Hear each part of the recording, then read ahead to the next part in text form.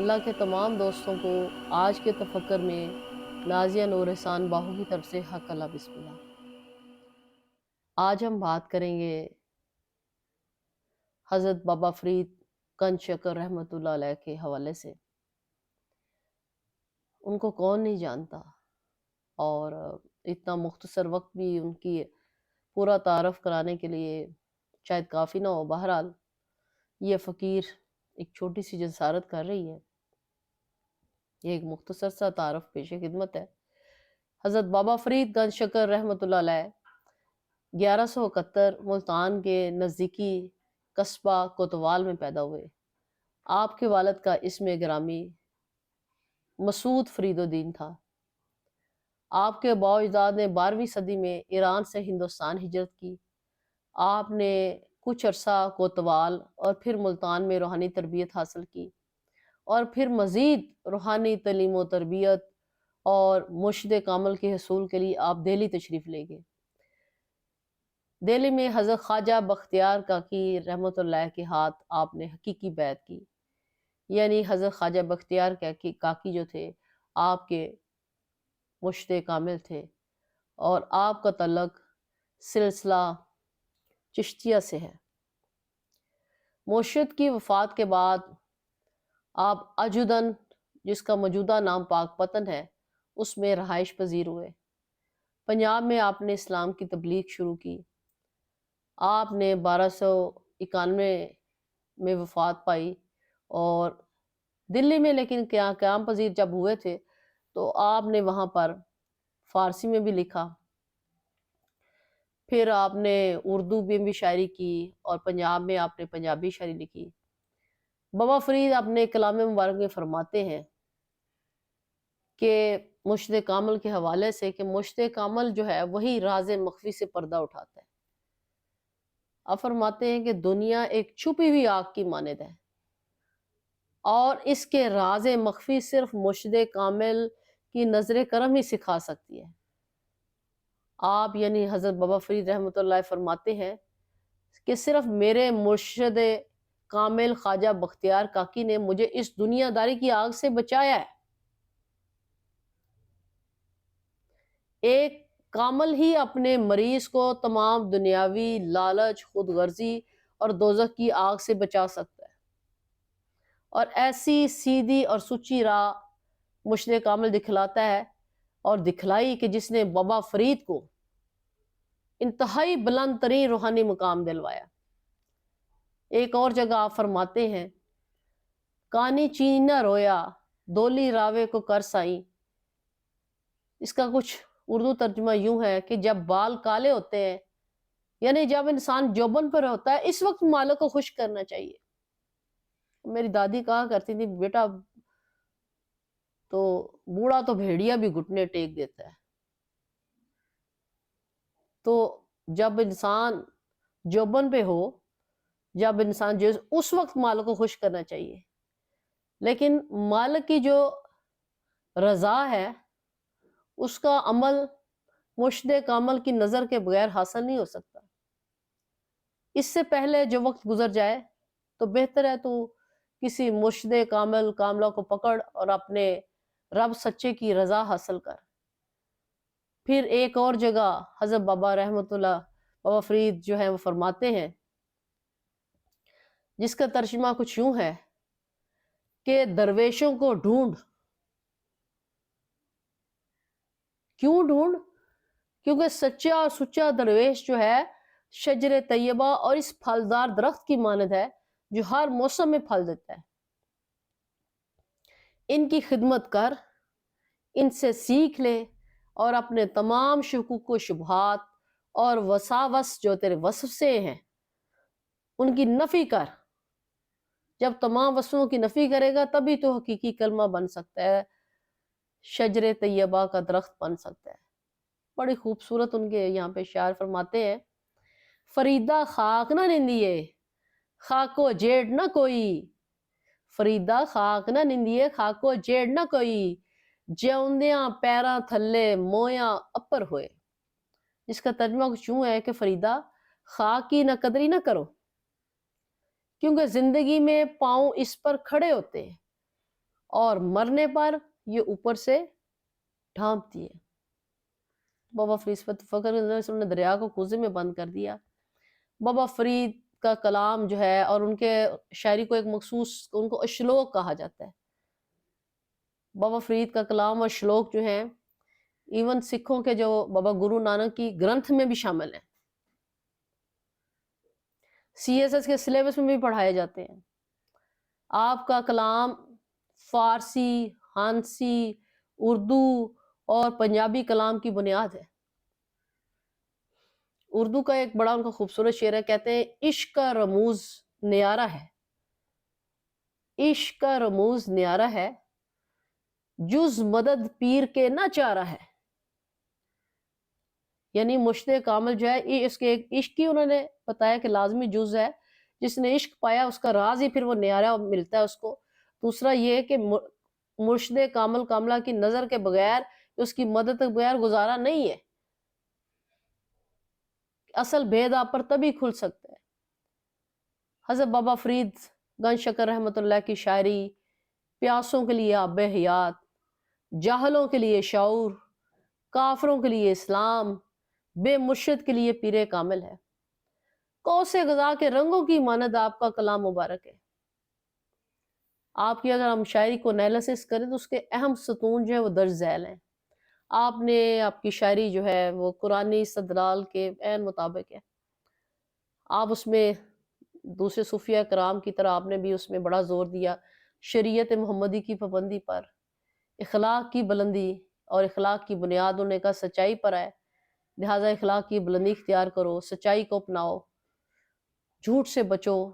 پھر انہوں نے اپنی شاعری اور کلام مبارک فرمایا عاجزی اور عز و نیاز اختیار کرو، حوصلہ اور صبر کریں۔ ذات کی نفی کے متعلق انہوں نے کہ انسان جب تک اپنی ذات کی نفی نہیں کرتا، اس کی میں اس میں سے ختم نہیں ہوتی، تب تک اس کو کچھ حاصل نہیں ہوتا۔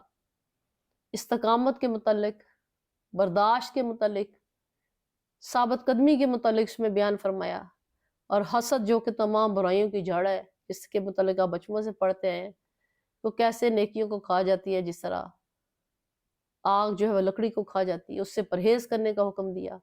بدی کے جواب میں آپ نے نیکی کرنے کا حکم دیا۔ غرور، تکبر، لالچ اور کہا کہ ہنکار سے، یعنی اپنے آپ کو بڑا سمجھنا، دوسروں سے برتر سمجھنا، اس سے پاک ہونے کا مشورہ دیا۔ آپ کی شاعری عاجزی اور قربانی کو فروغ دیتی ہے، غرض کے قرآنی استدلال کے عین مطابق آپ نے حقیقی مومن مومنہ کی جو خصوصیات ہیں وہ بتائی ہیں۔ بڑی خوبصورتی سے آپ کہتے ہیں کہ رکھی سکی کھا کے ٹھنڈا پانی پی، رکھی سکی کھا کے ٹھنڈا پانی پی، ویکھ نہ پرائی چوپڑی نہ ترسا سائی جی، ایک دن ای جہاں چھڑنا پینا ہے۔ کہ تو جو ہے صبر شکر کر، اس میں وہ کہتے ہیں، اور دوسروں کو دیکھ کے اپنے جو ہے سارا اس میں نہ کرے، اپنی حقیقت کو پہچان۔ یہ دنیا ایک عارضی ٹھکانہ ہے۔ تو قناعت کس میں انہوں نے تلقین کی ہے، صبر کی تلقین کی ہے، برداشت کی تلقین کی ہے، رب کی رضا پہ راضی رہنے کی تلقین کی ہے۔ حضرت بابا فرید 5 محرم 1263 کو 92 سال کی عمر میں خالق کے حقیقی سے جا ملے۔ ان کا مزار شہنشاہ محمد بن تغلق نے تعمیر کروایا، جو کہ آپ کے مرید تھے۔ حضرت بابا فرید نے وصال سے کچھ عرصہ قبل ہی فرمایا تھا کندی اپر رکھڑا کچرک بننے دیر، کندی اپر رکھڑا کچرک بننے دیر، کچے پانڈے رکھیے کچے رتائیں نیر۔ اس کا خوبصورت ترجمہ یہ ہے کہ دیوار پر اگا درخت کب تک حوصلہ مند رہے گا؟ دیوار پہ اگا درخت اس کی دیکھیں اس زمین میں جڑ ہوتے، لیکن دیوار پہ انسانی زندگی جو ہے نا یہ ہماری اتنی ہے، فانی ہے، فنائیت کے اصول کو بیان کیا، یہ ایسی ہے جیسے دیوار پہ درخت اگا ہوا ہے، تو کتنا کو یہ پائیداری ہے اس میں، بے ثباتی دنیا کی ذکر کیا انہوں نے اس میں۔ پھر فرماتے ہیں کچے برتن میں کب تک پانی سنبھالا رکھا جا سکتا ہے؟ کچے برتن میں اگر پکا برتن اس کی اور ہے، لیکن کچے برتن میں پانی کب تک آپ سنبھال سکتے ہیں؟ تو زندگی کے اور دنیا کی بے ثباتی کی انہوں نے اس میں حقیقت بیان کی ہے، فنائیت کا انہوں نے اس میں ذکر کیا ہے، بے شک کہ ہر چیز فنا ہونے والی ہے، صرف اس ایک ذات کو ہی بقا ہے۔ حضرت بابا فرید کے میں کچھ یہاں پر ان کی اہم تعلیمات جو ہے آپ کی دلچسپی کے لیے یہاں بیان کرتی ہوں۔ تو آپ فرماتے ہیں کہ انسانوں میں ذلیل ترین وہ ہے جو کھانے پینے اور پہننے میں مشغول ہے۔ پھر فرماتے ہیں جو سچائی جھوٹ کے مشابہ ہو اسے اختیار نہ کرو۔ وہی بات قرآن والی استدلال کے مطابق قرآن میں بھی یہ بیان کیا ہے کہ حق کو باطل کے ساتھ جو ہے مکس اپ نہ کرو۔ پھر آپ فرماتے ہیں کہ نفس کو اپنے مرتبہ کے لیے خوار مت کرو، اور آگے ہی آپ اہم تعلیمات میں ان میں سے یہ آپ فرماتے ہیں کہ درویش جو ہے وہ فاقے سے مر جاتے ہیں مگر لذت نفس کے لیے قرضے نہیں لیتے۔ پھر فرماتے ہیں دل جس میں اللہ کا ذکر جو ہے وہ جاری رہتا ہے وہ دل زندہ ہے اور شیطانی خواہشات سے محفوظ رہتا ہے۔ اچھائی کرنے کے لیے ہمیشہ وہ کہتے ہیں کسی بہانے کی تلاش میں رہو، دوسروں سے اچھائی کرتے رہو، کرتے ہوئے جب کرو تو یہ سوچو کہ تم دوسروں سے نہیں اچھائی کر رہے، اپنی ذات سے اچھائی کر رہے ہو۔ اگر یہ ہم سوچنے لگے تو دیکھیں کہ پھر انسانی شخصیت کتنی نکھر جاتی ہے اور مالک سے انسان کتنا قریب ہو جاتا ہے۔ آپ نے قرآنی استدلال کے عین مطابق نماز کو مومن کی معراج قرار دیا۔ حضرت بابا فرید نے دائمۃ الصلاۃ یعنی نماز عشق اور معراج کا ہمیں حقیقی مطلب سمجھایا، مومن اور کافر کے درمیان فرق سمجھایا، آخرت کی منافقت سے مناہی اور خدا رسول کو چھوڑ کر جو اور حاکم پکڑ لیتے ہیں ان کی سخت مذمت فرمائی ہوئی ہے آپ نے۔ آپ فرماتے ہیں آپ نے معاشرے میں دوسرے صوفیاء کرام کی طرح محبت و امن، بھائی چارے اور مساوات کا درس دیا۔ آپ نے کسی کی بھی دل آزاری سے منع کیا ہے، رب کے غضب سے آپ نے پناہ مانگنے کو کہا۔ حضرت بابا فرید نے اپنے مرشد کے ذریعے یعنی حضرت خواجہ بختیار کا کی رحمت اللہ علیہ کے ذریعے فنا فی اللہ فنا فی رسول کی منزل پائی۔ آج بھی ہندو مت، بدھ مت، سکھ سب آپ کی تعلیمات اور آپ کے اشلوک اور شاعری کو جو ہے وہ احترام کی نظر سے دیکھتے ہیں۔ تو بابا فرید کے تین جو ہے اہم ترین جو ہے وہ خلفاء تھے، اور جن میں سے جو سب سے زیادہ ان کے مشہور جو ہے خلیفہ حضرت خواجہ نظام الدین اولیاء رحمۃ اللہ علیہ۔ یہاں پر ان کا ایک بڑا خوبصورت کلام ہے جو میں اس کا آپ کے لیے پیش کرنا چاہوں گی۔ آپ نے یقیناً اس کو کہیں نہ کہیں سنا ہوگا، اور یہ ان کے کلام انتہائی جو خوبصورت ترین کلاموں میں سے ایک کلام ہے۔ تو آپ فرماتے ہیں من نیم واللہ یارا من نیم، جان جانم سر سرم تن نیم۔ اس کا کچھ ترجمہ یوں ہے، میں نہیں ہوں، اللہ کی قسم میں نہیں ہوں، میں جان کی جان ہوں، میں بھید کا بھید ہوں، میں جسم نہیں ہوں۔ پھر فرماتے ہیں نور پاکم آمدہ در مشت خاک، کورے چشمے راولے روشن نیم۔ اس کا ترجمہ کچھ یوں ہے، میرے جسم خاکی میں نور پاک جلوہ گر ہے، لیکن ہزار افسوس، یہاں پہ بہت بڑا بھید وہ کھول رہے ہیں سب کے لیے کہ میرے جسم خاکی میں نور پاک جلوہ گر ہے، لیکن ہزار افسوس کہ بد باطن لوگ میرے انوار کو نہیں دیکھ سکتے۔ پھر فرماتے ہیں نور نورم نورم نورو نور، نور نورم نور نورم نورو نور، من چراغو بمپا وروغن نیم۔ اس کا کچھ ترجمہ یوں ہے کہ میں تو نور ہوں، نور علا نور ہوں، نور مطلق ہوں، میں نہ چراغ ہوں، نہ اس کی روئی ہوں، نہ اس کا روغن ہوں۔ پھر آگے بیان فرماتے ہیں من ولیم و من علیم و من نبی، من ولیم و من علیم و من نبی، جم نیم و رستم نیم و بہمن نیم۔ آپ فرماتے ہیں میں ولی ہوں، میں علی ہوں، کیوں نے اپنی ذات کو فنا کر دیا؟ وہ واقعی پھر وہ بندہ نہیں، اس میں رب بھی بستا ہے۔ آپ فرماتے ہیں میں ولی ہوں، میں علی ہوں، میں نبی ہوں، میں جم نہیں ہوں، رستم نہیں ہوں، بہمن نہیں ہوں۔ فرماتے ہیں ای ہم عالم زمن روشن شدہ است، آفتابم ذرہ روزن نیم۔ فرماتے ہیں یہ تمام کائنات جو ہے میرے ہی نور سے روشن ہے، میں تو آفتاب ہوں، ذرہ بے حقیقت تو نہیں ہوں۔